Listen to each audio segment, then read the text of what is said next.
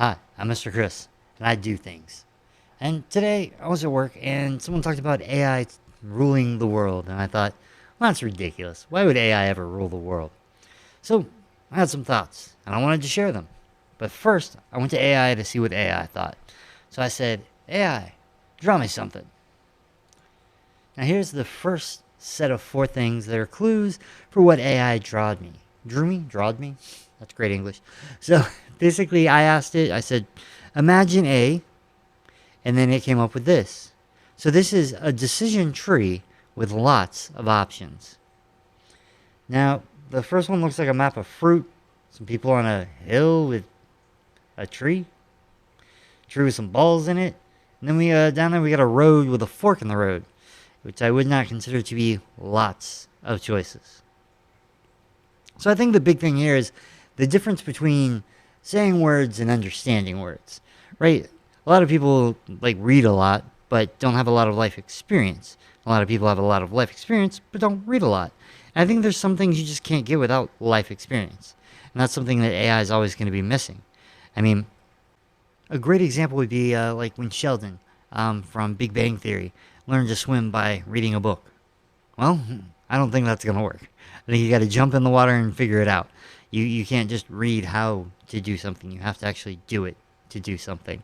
And I think that's a big difference that AI just doesn't have that advantage. Also, we got to stop freaking out about stuff. I mean, I remember when we thought MP3s were going to ruin the music industry and digital downloads were going to ruin Hollywood. And, well, no, it's still there. So, I don't think AI is going to take over there either. Now, I asked AI another question. And this is what it gave me.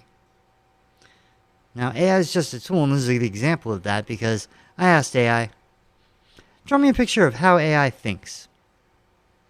And this is apparently how AI thinks.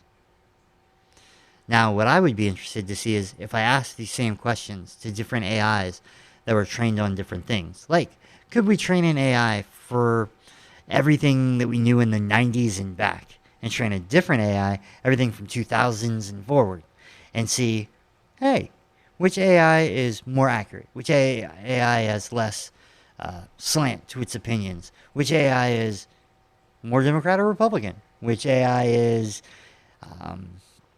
more of a philosopher and more radical? It'd just be curious to see, based off these trainings, then could the AI teach the other AI? Like the adult teach the young AI that only knows now the way things have been? I don't really know. What about the difference of who was on the internet?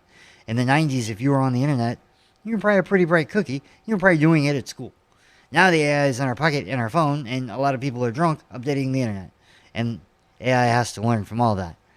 So, I don't know. It's kind of interesting to think about. Could a new AI be brighter than an old AI? Or have we really learned much now that we have access to all the information in the world at our fingerprints? Now, let's look at another one. It said, AI, why don't you draw me a picture? What do you think this is a picture of? This one threw me for a loop. I said, draw me the cutest picture of AI. And it drew me a psychotic looking frog, a bunny rabbit, which I'll admit is cute, an egg in a field, and something that I'm assuming is anime, and I'm sure people will correct me, but I guess AI likes anime? Is it weird that I think that makes sense? Now, just in case I'm wrong, I do have a backup plan. I'd like you to meet Little Chris. Little Chris is a large language model AI that I have set up and I'm training. It's currently ingesting my NAS, so terabytes of everything that is Chris. Every paper I've ever written, every book I own, every email I've ever sent received. So it's going to know a lot of stuff about me. So I'm curious to ask it some questions and see if we think the same. Or maybe that's not even how AI works.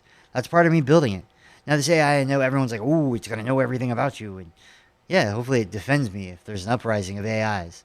This is also an offline AI, so it's not learning anything from the internet. It's only learning from data sets that I provided, which is why it's a little slower because it's running off those two NVIDIA GPUs and that AMD 32-core processor to do all of its ingesting and its AI learning. So it's not the fastest thing, but Aw, now I'm depressed. We've talked about an AI uprising.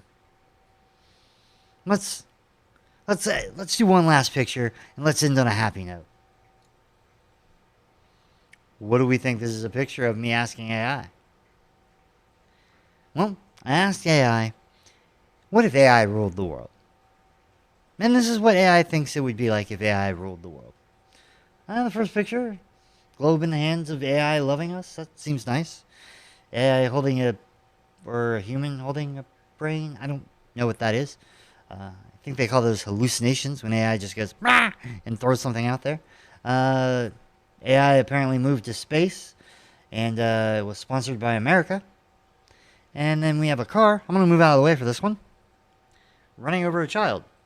I don't know why AI would think that's a thing if it ruled the world, but maybe we shouldn't have self-driving cars. Maybe that's a warning. Back up off the self-driving cars. So with that, I'm going to end it here. I'm going to go ahead and say, don't be like AI, people. Take some risks.